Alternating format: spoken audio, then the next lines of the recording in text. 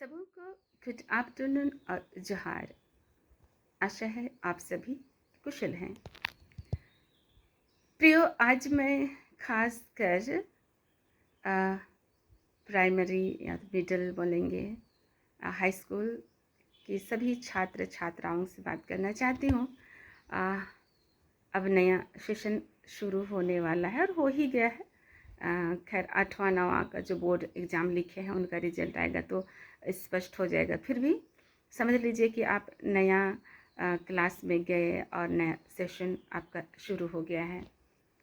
तो कुछ वर्षों से हम लोग पा रहे हैं बच्चों को कि they are not taking interest in anything, handwriting, अपने का रख रखाव या पढ़ने पर, हर एक विषय को पढ़ने पर।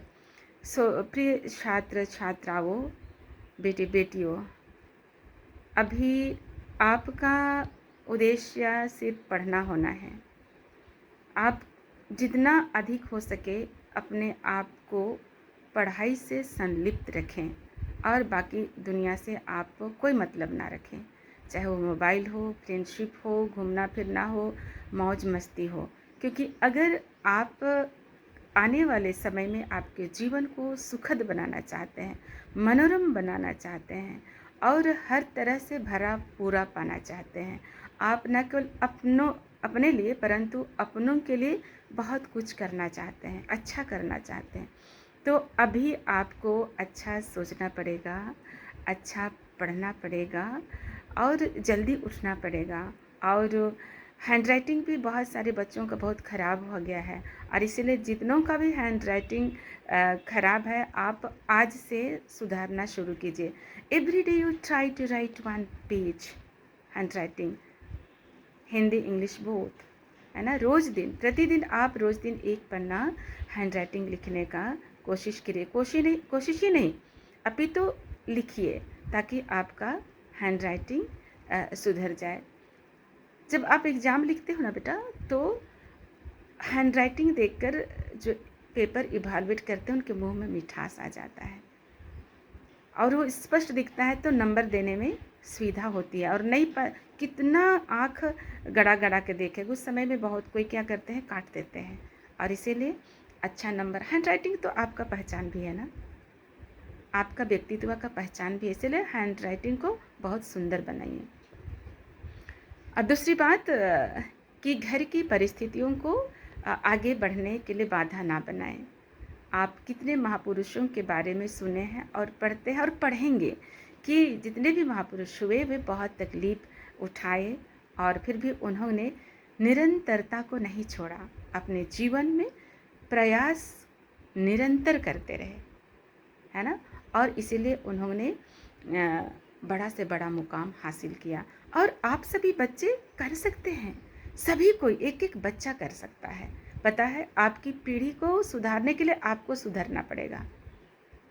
और आप अगर गलत जगह जाएंगे, गलत चीज़ों को टच करेंगे, गलत चीज़ों को खाएंगे पिएंगे, तो सबसे पहले तो आप रुइंड होंगे ना, आपका जीवन बर्बाद होगा, कोई फिर बचाने वाला नहीं होगा।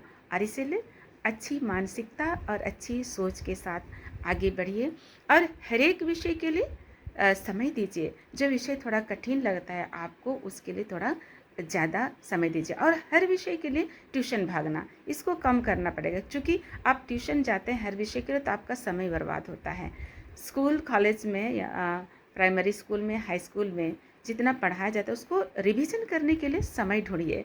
और अगर रिवीजन कीजिएगा तो निश्चय ही वो सारे पाठ की चीज़ें आपका मन दिल में याद हो जाएगा और आपको परीक्षा के समय लिखने में सहूलियत होगी और आपको अपने जीवन को जीने के लिए मज़ा आ जाएगा, है ना, एकदम मज़ा आ जाएगा।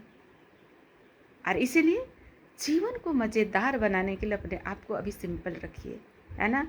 लड़की बेटियां बहुत अधिक श्रृंगार पतार की ओर ध्यान देते हैं, है ना, श्रृंगार की और डेंटिंग पेंटिंग को, इसको कम करना पड़ेगा। दिस इज़ नॉट टाइम, है ना, to decorate you. The time will come, समय आएगा तो उन सारे वक्त को आप बचा के रखें।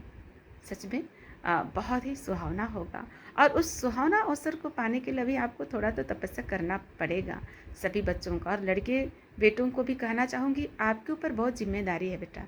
लड़की लोग को तो खैर हाँ, नौकरी वाला मिला तो शादी कर जाता है ना, लेकिन अगर नौकरी नहीं कर रहा है तो बेटी लड़की को शादी के लिए देना भी नहीं चाहता। अभी छोटे हो, पर आगे की बात बता दे रही हूँ। और इसीलिए आपके ऊपर परिवार की जिम्मेदारी, मम्मी पापा की जिम्मेदारी, नाते रिश्तेदार और जो भी आपके ऊपर डिपेंडेंट रहेंगे उनको सबको आपको निभाना पड़ेगा। और उसके लिए आपको अच्छी नौकरी या अच्छा बिजनेस करना ही पड़ेगा, है ना। थोड़ा थोड़ा में काम नहीं चलेगा। अगर थोड़ा कमाएंगे फिर दूसरों का गाड़ी घर कपड़ा देखकर लालच लगेगा, और लालच लगेगा तो फिर आप गलत चीज़ करने लगेंगे, विभिन्न तरह के क्राइम में भाग लेने लगेंगे। और इसीलिए गलत चीज़ों में आपका हाथ पाँव जाए, इसकी अपेक्षा आप अभी मेहनत करें और जीवन को बेहतर बनाएं, सुखद बनाएं, आनंदमय बनाएं, मनोरम बनाएं और भयमुक्त बनाएं। अगर आप अच्छा सच्चा जिएंगे और अच्छी तरह से सफल होंगे तो आपका जीवन भयमुक्त हो जाएगा। और जी के देखिएगा भयमुक्त जीवन कितना आनंदमय होता है। Thanks for watching.